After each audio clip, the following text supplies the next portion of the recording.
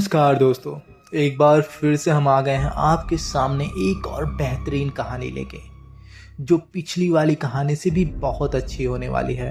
और उम्मीद करते हैं इस कहानी में आपको डर और रोमांच दोनों का एहसास होगा। तो चलिए देर ना करते हुए कहानी की शुरुआत करते हैं। यह कहानी शुरू होती है तीन दोस्तों यानी रोहन, विशाल और आयुष से। तीनों अपनी जिंदगी की भाग दौड़ से थक चुके थे और कुछ अलग अनुभव करना चाहते थे। शहर के शोरगुल से दूर एक ऐसी जगह पर जाने का फैसला उन तीनों ने किया जहां वे सुकून पा सके। विशाल ने इंटरनेट पर एक ऐसी जगह के बारे में सुना था जो अपने घने जंगलों और पुराने खंडहरों के लिए जानी जाती थी। यह जगह उनके शहर से करीबन 100 किलोमीटर दूर थी। शनिवार की रात उन्होंने अपने सफ़र की तैयारी शुरू की। विशाल ने अपना कैमरा पैक किया क्योंकि उसे फोटोग्राफी का बहुत शौक था। रोहन ने टेंट और कैंपिंग का सारा सामान संभाला। वहीं आयुष, जो हमेशा खाने पीने का शौकीन होता है, अपने बैग में स्नैक्स और ज़रूरी चीज़ें भर चुका था।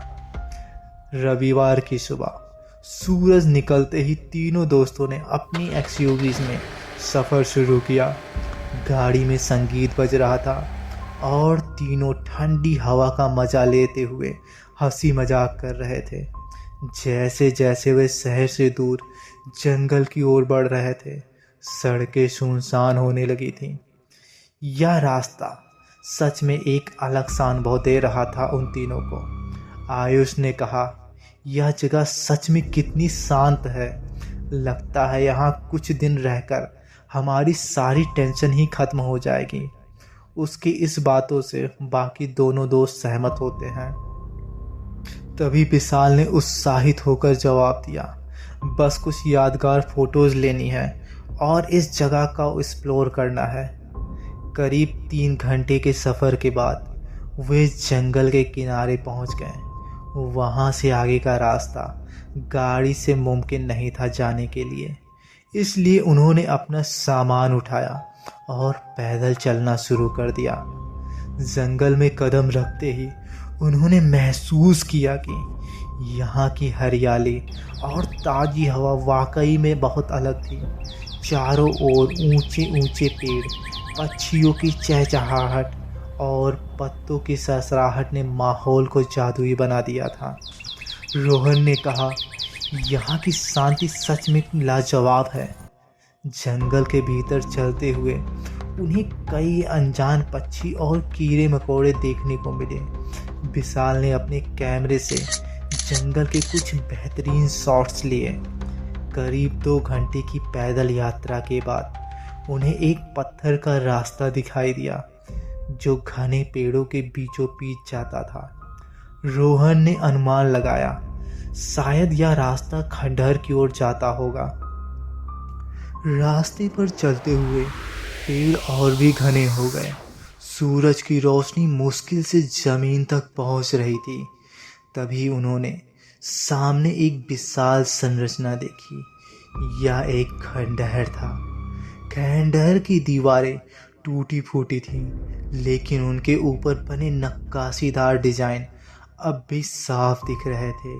हर कोने में मकर जाल और धूल की मोटी परतें बिछी हुई थीं। विशाल ने दीवार को छूते हुए कहा, यह खंडहर किसी समय कितना भव्य रहा होगा। वहीं आयुष ने कांपती हुई आवाज में कहा, मगर अब तो यह बस डरावना लग रहा है। खंडहर के मुख्य दरवाजे से अंदर दाखिल होते ही उन्हें एक अजीब सी महक महसूस हुई। अंदर का माहौल बहुत ठंडा और बाहर से एकदम अजीब था, जो उन्हें आज तक कभी एहसास नहीं हुआ था। खंडहर के फर्श पर कई अजीब निशान बने हुए थे। ये निशान किसी प्राचीन भाषा जैसे लग रहे थे। विशाल ने उन निशानों की तस्वीरें खींची। रोहन ने फर्श पर झुकते हुए कहा, यहाँ कुछ तो अजीब है। यह निशान किसी साधारण कला के नहीं लगते हैं। आयुष ने हंसते हुए कहा, यह सब पुरानी चीजें हैं दोस्त, इनका कोई मतलब नहीं होगा। लेकिन उनकी आवाज में हल्का सा डर एकदम साफ साफ झलक रहा होता है। खंडहर के अंदर कई कमरे और गलियारे थे। तीनों ने उनमें से एक एक को देखने का फैसला किया। हर कमरे में अजीब सी खामोशी थी, मानो वहाँ की दीवारें भी उन्हें देख रही हों, उन्हें घूर रही हों और उनकी मौजूदगी का एहसास कर रही हों। दिन भर खंडहर और उसके आसपास घूमने के बाद तीनों थक चुके थे। उन्होंने तय किया कि अब कैंप की ओर वापस लौटना चाहिए। वहीं दूसरी ओर सूरज ढलने लगा था और जंगल में अंधेरा घेरने लगा था। रास्ते में लौटते वक्त उन्होंने खंडहर के पास एक पुरानी कुएं जैसी संरचना देखी। कुआं सूखा हुआ था, लेकिन उसमें से ठंडी हवा अजीब तरीके से बह रही थी और उन तीनों को स्पर्श कर रही थी। रोहन ने सुझाव दिया कि इस जगह को जल्दी छोड़ना ही बेहतर होगा। विशाल ने सहमति जताई और ठीक है चलते हुए कहा कि हमें यहाँ से वाकई में अब निकल जाना चाहिए। लेकिन उन्हें नहीं पता था कि असली खतरा अब उनके सामने आने वाला था। जैसे ही तीनों दोस्त खंडहर से वापस कैंप की ओर लौट रहे थे, जंगल में अंधेरा तेजी से ढलने लगा। सूरज की आखिरी किरणें भी पेड़ों के पीछे छुप चुकी थीं। रास्ता अब और भी डरावना हो गया था। अब हवा में अजीब सी खामोशी थी जो उन्हें बेचैन कर रही थी। चलते चलते आयुष ने अचानक रुककर कहा, वो देखो, वो पेड़ कितना अजीब लग रहा है ना। तीनों ने सिर उठाकर देखा। सामने एक विशाल और सूखा हुआ पेड़ खड़ा था। यह पेड़ बाकी जंगल से पूरी तरह अलग था। उसकी शाखाएं मुड़ी तुड़ी और काली थीं, जैसे किसी ने उन्हें जला दिया हो। उसकी जड़ें जमीन से बाहर निकली हुई थीं, मानो वह पेड़ अपने चारों ओर फैले जंगल में घुसने वाला हो। विशाल ने कहा, यह पेड़ बाकी पेड़ों जैसा क्यों नहीं है? रोहन ने जवाब दिया, शायद यह यहाँ काफी पुराना है, लेकिन उसकी आवाज में आत्मविश्वास नहीं होता है, क्योंकि उसे भी उसे देखकर कुछ अजीब सा महसूस होता है। अब तीनों दोस्त पेड़ के पास गए और उसकी जड़ों के पास कुछ अजीब सा देखने लगे। विशाल ने पेड़ की एक मोटी जड़ के नीचे एक खोखला हिस्सा देखा। वहां से हल्की सी चमक बाहर आ रही थी। विशाल ने चीखते हुए कहा, यहाँ कुछ है। झुककर देखने लगा और ये कहता है कि यहाँ कुछ न कुछ तो जरूर है। लेकिन आयुष ने थोड़ा डरते हुए कहा, छोड़ो यार, यह सब मत छेड़ो, ये सब बहुत पुरानी चीजें हैं, हमें इन सब चीजों को नहीं छूना चाहिए। लेकिन विशाल ने उसकी बात नहीं मानी और बोला, बस एक बार देख लेते हैं, हो सकता है यह कोई पुरानी चीज हो। और ऐसा कहते ही विशाल ने उस खोखले पेड़ के खोखले हिस्से में हाथ डाल दिया। खोखले हिस्से में उसका हाथ किसी ठंडी और भारी चीज से टकराया। उसने धीरे धीरे बाहर खींचा उस चीज को। विशाल ने जो चीज निकाली वह एक पुरानी और भारी किताब थी। किताब पर धूल की मोटी परत थी, लेकिन उसकी जिल्द पर बने अजीब से निशान साफ दिख रहे थे। ये निशान किसी अनजान भाषा में थे और देखने में बहुत ही डरावने लग रहे थे। रोहन ने किताब को ध्यान से देखते हुए पूछा, यह क्या है? विशाल ने कहा, किताब तो बहुत पुरानी लगती है। किताब की जिल्द चमड़े जैसी लग रही थी। उसके किनारे घिसे हुए थे, लेकिन उसकी बनावट कुछ असामान्य थी। ऊपर लाल रंग से कुछ लिखा हुआ था जो किसी भी भाषा जैसा नहीं लग रहा था।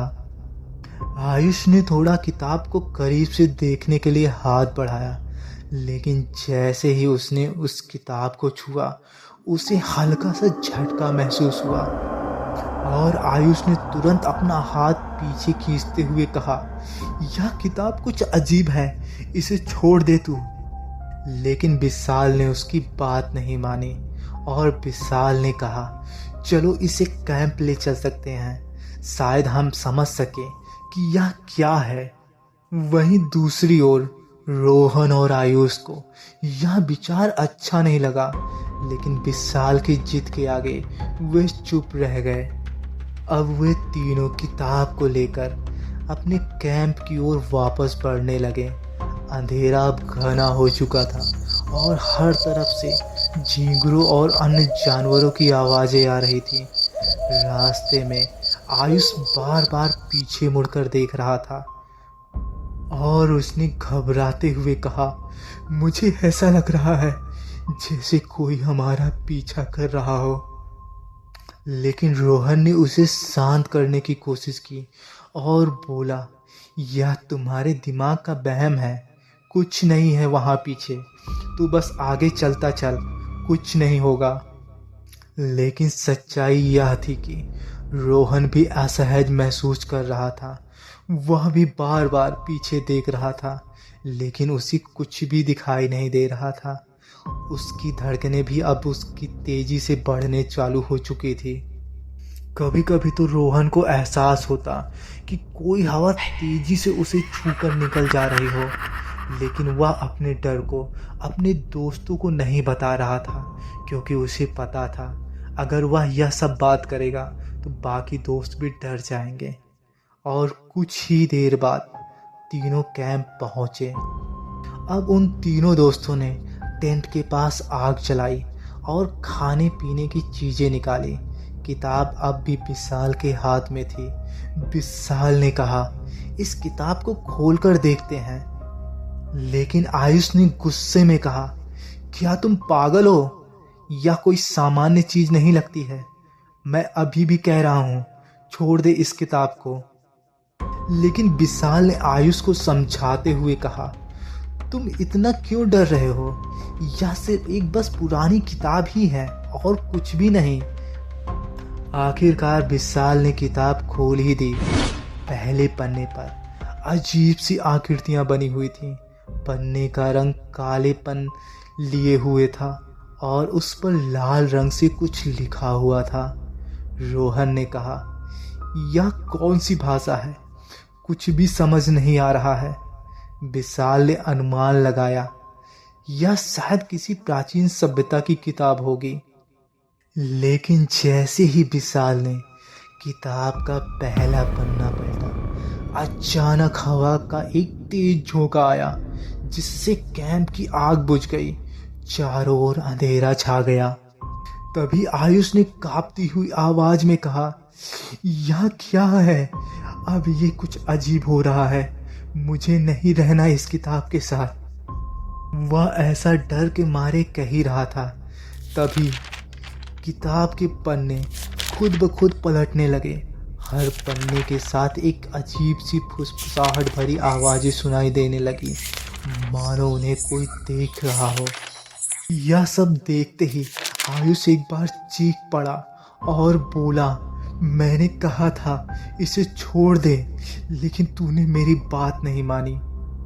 लेकिन विशाल ने उस आयुष को समझाते हुए कहा, यह सब बकवास है, बस हवाओं को झोंके के कारण हमें ऐसा महसूस हो रहा है।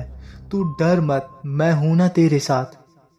लेकिन अब विशाल की भी आवाज में कहीं ना कहीं उन दोनों दोस्तों को डर साफ साफ महसूस हो रहा था।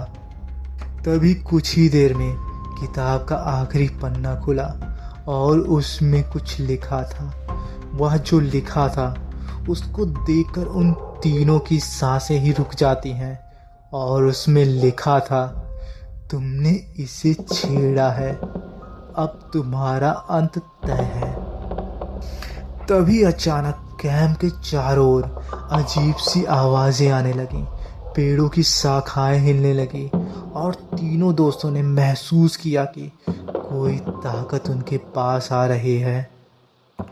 तीनों दोस्तों को अभी पता नहीं था कि उन्होंने जो किया है उसका अंजाम कितना भयानक होगा। मौत की किताब ने उन्हें अपनी चपेट में ले लिया था और अब उनका सामना अकल्पनीय डर से होने वाला था। किताब से उठ रही अजीबो गरीब आवाज़ों और चारों ओर गहराती खामोशी ने कैम्प का माहौल पूरी तरह बदल दिया था। रोहन, विशाल और आयुष ने महसूस किया कि अब वे किसी ऐसी ताकत के शिकंजे में हैं जिसे वे समझ नहीं सकते। जैसे ही किताब का आखिरी पन्ना खुला और उसमें संदेश जो लिखा हुआ दिखाई दिया, आयुष ने घबराकर किताब को दूर फेंक दिया। किताब जमीन पर गिरते ही बंद हो गई, लेकिन उसके गिरते ही चारों ओर ठंडक और भी बढ़ गई। विशाल ने कांपते हुए आवाज में फिर से कहा, यह क्या हो रहा है? क्यों हो रहा है ऐसा? वह ऐसा कह ही रहा होता है, तभी हवा अचानक से रुक गई। सब कुछ इतना शांत हो गया कि तीनों को अपनी सांसों की आवाज भी साफ साफ सुनाई देने लगी। फिर पेड़ों के बीच से एक धीमी भयानक फुसफुसाहट सुनाई दी। यह किसी इंसान की नहीं थी। रोहन ने धीरे से पूछा, क्या तुम लोगों ने भी वह सुना जो मेरे कानों में पहुंचा? विशाल ने भी डरते हुए जवाब दिया, हाँ, लेकिन यह आवाज कहाँ से आ रही है? लेकिन कुछ ही देर बाद सब कुछ एकदम सामान्य हो जाता है और उन तीनों को लगता ही नहीं है कि उस जंगल में कुछ अजीब है। कुछ देर बाद तीनों दोस्त अपने दूसरे को समझाते हुए सोने के लिए कैंप में चले जाते हैं। रात जैसे जैसे बीती, लेकिन आयुष को सोते वक्त बार बार बुरे सपने आ रहे थे। उसने सपना देखा कि वह उसी सूखे पेड़ के पास खड़ा है।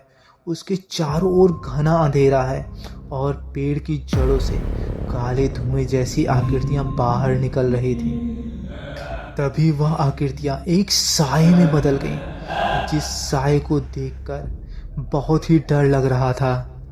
और वह साया धीरे धीरे उसके करीब आया और उसने एक धीमी आवाज में कहा, तुमने इसे छेड़ा है, अब इसकी कीमत चुकाओगे। तुम्हें वह मंजर दिखाएंगे हम जो तुमने आज तक अपने जीवन में कभी महसूस नहीं किया होगा।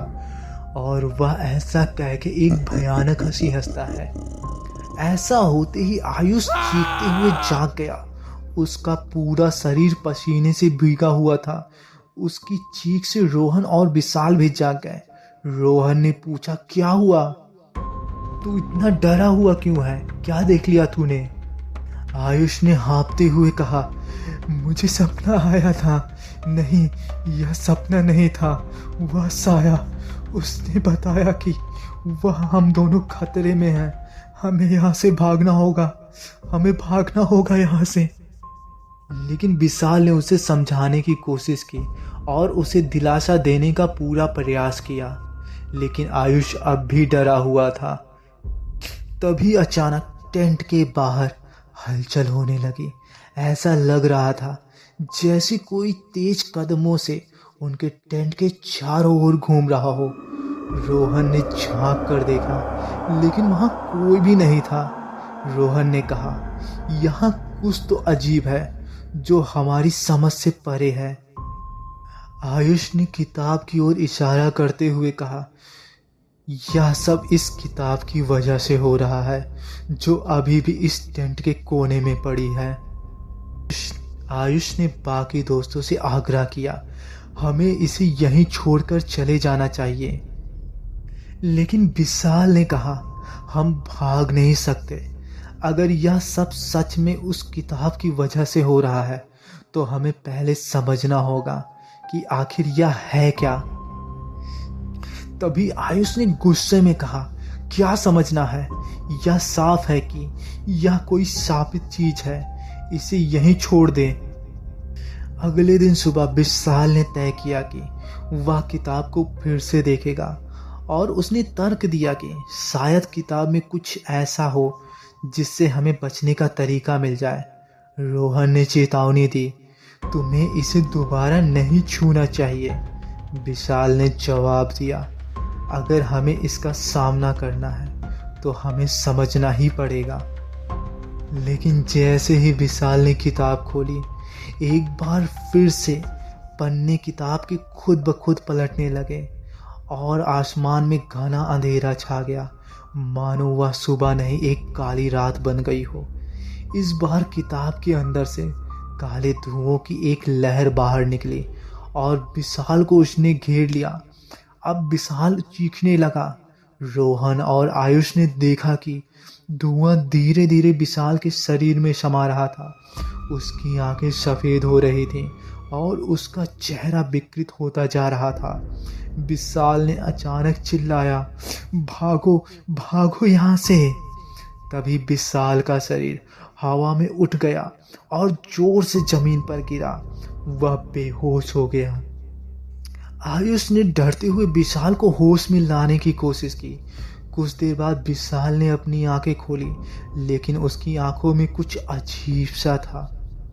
रोहन ने विशाल से पूछा, तू ठीक है ना? विशाल ने कहा, हाँ मैं ठीक हूँ। लेकिन उसकी आवाज में एक अजीब सी बेरुखी थी। कुछ देर बाद रोहन और आयुष कैंप से बाहर निकल जाते हैं। अचानक उन्हें महसूस होता है कि विशाल कैंप से गायब हो गया है। रोहन और आयुष उसे ढूंढने के लिए जंगल में निकले। उन्होंने विशाल को उसी सूखे पेड़ के पास खड़ा पाया। रोहन ने पूछा, विशाल तुम यहाँ क्या कर रहे हो? विशाल ने पीछे मुड़कर देखा, लेकिन उसका चेहरा अब सामान्य नहीं था। उसकी आंखें पूरी तरह सफ़ेद थीं और उसके होठों पर एक डरावनी मुस्कान थी। और विशाल ने एक गहरी और डरावनी आवाज में कहा, यह सब मेरा है, यह किताब अब मेरी है। विशाल के ऐसा कहते ही तभी पेड़ की जड़ों से निकलते काले धुएं ने विशाल को घेर लिया। रोहन और आयुष उसे बचाने के लिए दौड़े, लेकिन विशाल ने चीखते हुए कहा, भाग जाओ, मुझे कोई नहीं बचा सकता। और कुछ ही पलों में विशाल का शरीर धुएं में समा गया और वह गायब हो गया। यह देखते ही रोहन और आयुष दोनों डर चुके थे बहुत। रोहन और आयुष अब अकेले बचे हुए थे उस जंगल में। आयुष ने रोते हुए कहा, हमें यहाँ से निकलना होगा, यह किताब हमें ख़त्म कर देगी। लेकिन जैसे ही वो भागने की कोशिश कर रहे थे, किताब उनके टेंट के पास आकर गिरी। अब वह खुद ब खुद उसके पास लौट रही थी। आयुष ने घबराकर किताब को आग में फेंका, लेकिन किताब जलने की बजाय हवा में उठ गई। तभी किताब से एक और काली परछाई निकली। आयुष को अपनी चपेट में उसने ले लिया। रोहन ने आयुष को बचाने की कोशिश की, लेकिन परछाई ने उसे पीछे ढकेल दिया। आयुष ने चिल्लाते हुए कहा, भागो रोहन, या तुम्हें भी ले लेगी। और कुछ ही पलों में आयुष का शरीर भी जमीन पर एक भयंकर आवाज करते हुए गिरा और वह वहीं पर अपना दम तोड़ देता है। अब रोहन अकेला बचा था। उसने किताब को उठाया और उसी सूखे पेड़ की ओर भागा। रोहन ने खुद से कहा, अगर यह यहीं से शुरू हुआ है तो इसे यहीं ख़त्म करना होगा। रोहन ने किताब को पेड़ की जड़ों में वापस रखने की कोशिश की, लेकिन तभी काले साए ने उसे चारों ओर से घेर लिया और एक गहरी आवाज़ गूंज उठी, तुम बच नहीं सकते, यही तुम्हारा अंत है। लेकिन रोहन ने अपनी पूरी ताकत जुटाई और किताब को जड़ों में डालकर वहां से भाग निकला। जैसे ही उसने ऐसा किया, पेड़ हिलने लगा और वह परछाई गायब हो गई। और कुछ ही देर में सब कुछ एकदम शांत हो जाता है। रोहन जंगल से जिंदा बचने वाला इकलौता व्यक्ति था। उसने अपनी जान तो बचा ली, लेकिन वह कभी भी उस भयानक अनुभव को भूल नहीं पाया। तो दोस्तों, ये कहानी थी 3 दोस्तों की, और उम्मीद करते हैं यह कहानी आपको बहुत पसंद आई होगी। अगर पसंद आई होगी तो प्लीज़ वीडियो को लाइक करिएगा और कमेंट में ज़रूर बताइएगा कि आप मेरे इस वीडियो को किस सिटी से देख रहे हैं।